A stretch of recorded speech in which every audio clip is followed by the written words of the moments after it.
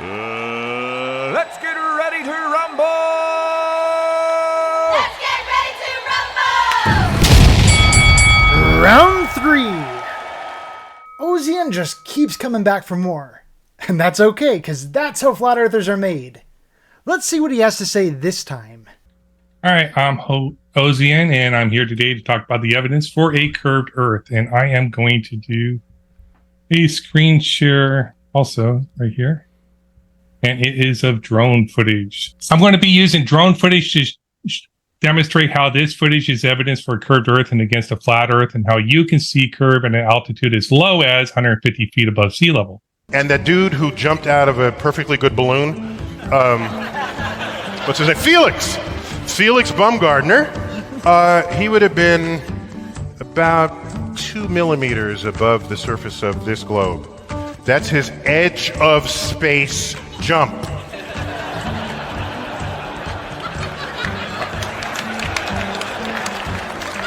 Now, you know, I don't. It's fine. He wants to. I don't have a problem if he does it, but the honesty of it would greatly diminish what I think people thought he was actually doing.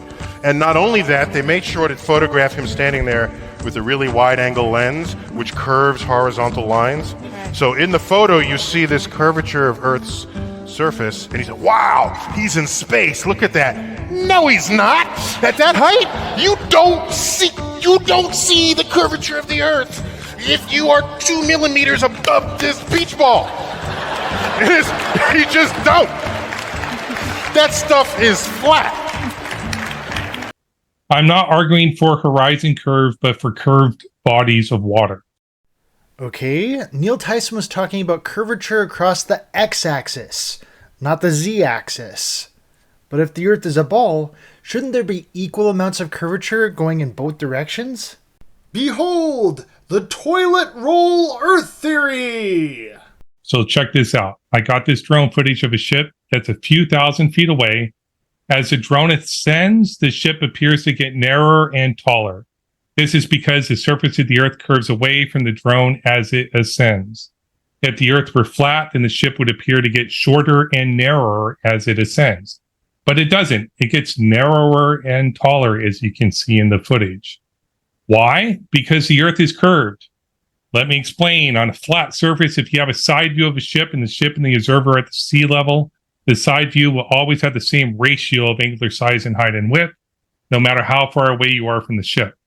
However, as you go up in altitude, the angular size of the height of the ship will change at a greater rate than the angular size of the width of the ship. This would mean the ship will appear to get shorter and narrower as you ascend in altitude on a flat surface. However, on a curved surface, the ratio of the angular size of the ship's height and width will not be the same at all distance. This is because the surface of the Earth curves away from the observer, blocking the bottom of the ship as the observer gets further away.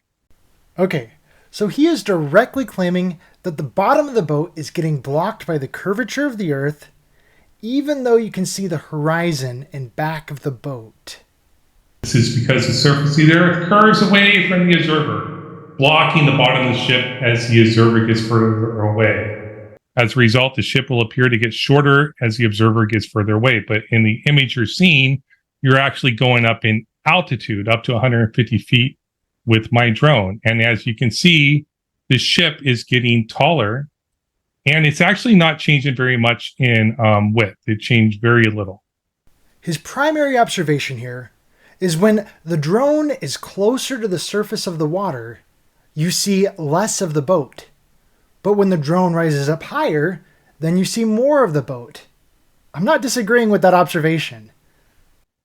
In summary, if a ship is 2,000 feet away horizontally, I'm not sure exactly how far away it is. I think it's probably at least 1,000 feet away. As we raise the camera from sea level to an altitude of 150 feet, the ship would appear shorter and narrower on a flat surface, but taller and narrower on a curved surface. As you can clearly see when the drone ascends, the ship appears to be taller and narrower. This is consistent with the predictions we made about how the ship would appear on a curved surface. The pixel measurements of the ship's height and width at sea level and 150 feet in altitude confirm this. As you can see, I put the measurements I used in Adobe Photoshop. The ship's height increased by about 20% as the drone ascended, and the width decreased by about 2%. The fact that the ship's width barely changed is because there is a curved body of water blocking the ship that vanishes when the drone rises in altitude, and the drone is maintaining a similar relative distance to the side of the ship facing the drone. And I encourage you all to do the same measurements on your own to compare. A flat Earth hypothesis would predict that the ship would appear to get shorter and narrower as it ascends, but the fact that the ship appears to get narrower and taller as it ascends contradicts the flat Earth hypothesis, because the only way for the ship to appear to get narrower and taller is if the surface of the Earth is curved. That definitely isn't my hypothesis, nor is that the only way to explain this. In conclusion, the footage I've shown you is evidence for a curved Earth and against a flat Earth. I have experienced curve, and I've tested curve and refuted the flat Earth model. I know that the Earth is curved and it is not flat based upon my own testing and my own evidence. So the questions for you guys when we get to that: why did the ship appear to get narrower and taller as the drone ascended instead of shorter and narrower as the drone goes straight up, which would put it further away from the ship overall? And I'm going to conclude my opening there. Okay, let's take a look at this. This is the boat from the lowest point of view in the footage he showed. And please notice how the horizon is in back of the boat.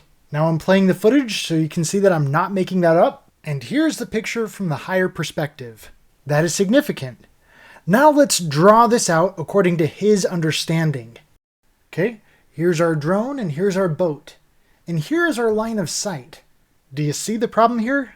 How is the drone able to see the horizon in back of the boat? In order for that to happen, the horizon would have to curve back upward in order to see it. Now let's go visualize this on my flat Earth model and see if this doesn't make more sense. Okay, here's our drone, here's our boat, and here's our line of sight. Here we are not having any problems having the horizon in back of the boat. Now let's raise our drone's elevation and see how that changes our perspective. Elevation raised. Now let's add in our line of sight. From up here we can see the top of the boat, and if it's wide enough, this will cause the boat to appear taller. Let's use this pet taxi as a demonstration. Looking at it from down low, and now we look at it from above. And here's a side-by-side. All I did was change the elevation here. Now let's compare that with his drone footage. Lower perspective, higher perspective. Let's see this side by side even though he already has it cut out for us. Let's verify this for ourselves. Here's a screenshot of lower on the left and higher on the right. And I haven't messed with the zoom at all. Yet the biggest difference seems to be at the bottom of the boat rather than at the top of the boat. That's interesting. So let's go back to the drawing board. Here our drone is in the lower perspective. And if we put a wave in front of the boat, now we're able to see the horizon in back of the boat and obscure the bottom of the boat. So, could this observation be caused by a wave? The water was smooth. It's Lake Huron during the summer. The waters were very, very smooth. There weren't waves. No waves? Then why do we see the water suddenly go from light to dark? That looks like a wave to me. The water was not blocking the ships. You're trying to claim the waves were 20 foot tall. The waves were not 20 foot tall. The waves were maybe like 6 inches tall. So there weren't many waves. It wasn't on the ocean. It was on a lake. Oh, so now there were waves. You just claimed that they were small waves. I can entertain that notion. But hey, I'm glad that we agree that it wasn't water that was blocking the boat. The water was not blocking the ship. Wasn't water blocking the ship your entire opening argument?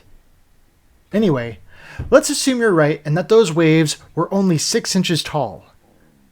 I can still explain this without any waves blocking the ship whatsoever. And the first thing I want to point out to you is just how hazy the weather was that day.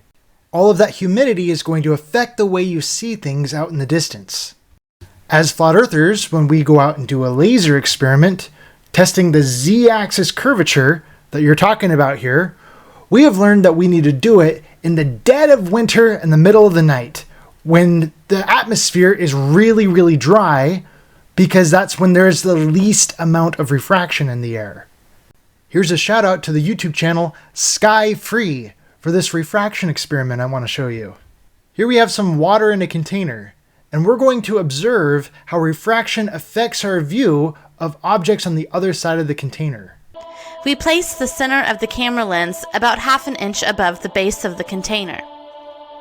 You can see there is a little bit of refraction caused by the container itself, but nothing noticeable near the top of the objects.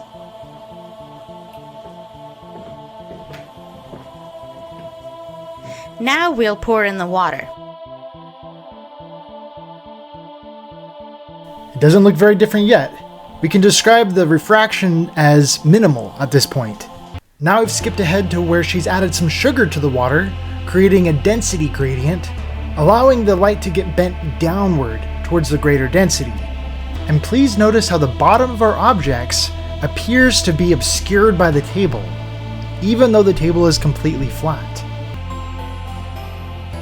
Here is the look again at the objects before the water and sugar.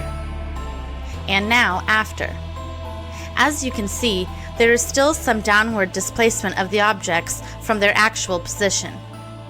And here is what the objects looked like the next morning after letting the sugar settle. Now the objects appear higher than they actually are, but they are extremely compressed, and it's hard to tell that they're even there. We have to raise the viewing height of the camera to receive the less distorted light from the objects to be able to make them out. I know this is kind of an extreme example of what's going on here, but the principle still applies. The higher you rise in elevation, the more of that boat you're going to be able to see because there is less refraction taking place. The shoe fits. Back in 2021, I did a significant experiment that I refer to as my fish tank laser experiment. Here I have 2 fish tanks, and I'm taking a picture looking through both fish tanks. Now this is our control image, just seeing the boat through plain water. Now here I'm shining a laser through the 2 fish tanks so you can see the light going straight.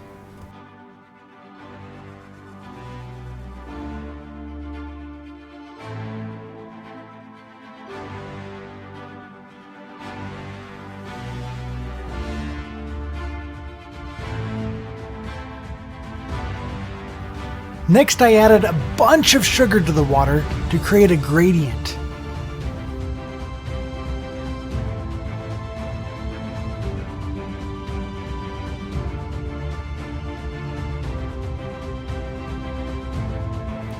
Now I'm going to shine a laser through the 2 fish tanks, and you can watch that light bend downward toward the greater density. Please also notice how it bends more the lower you get, where the sugar water has its greatest density.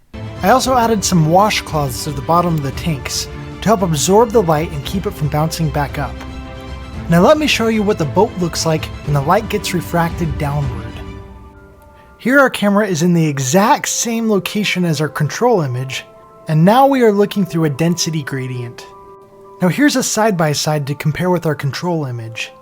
With this, the first thing I want to point out is how much higher the bottom of the fish tank appears in a refracted image than it does in our control image. That's where I'm really curious about Sky Free's video, because this effect wasn't very noticeable in her video. Next, I want to point out these yellow lines, which are exactly the same length. Please notice how the top of our refracted boat appears closer to the bottom of the fish tank in our refracted image than our control image. Here's a close-up for better comparison. And as you can see, the top of our refracted boat appears much lower than the top of our control image. This creates the effect that makes the boat appear to sink out on the horizon. So boats appearing to sink on the horizon don't prove that the Earth is curved. They only prove that we live within an atmospheric gradient. Further proof of this can be found when looking at faraway objects during different times of the year. On a normal day, say in the summer, you can see Chicago, but only a dozen or so of the tallest buildings. But you can see a whole lot more in the wintertime because there's less humidity in the air, which allows you to be able to see farther.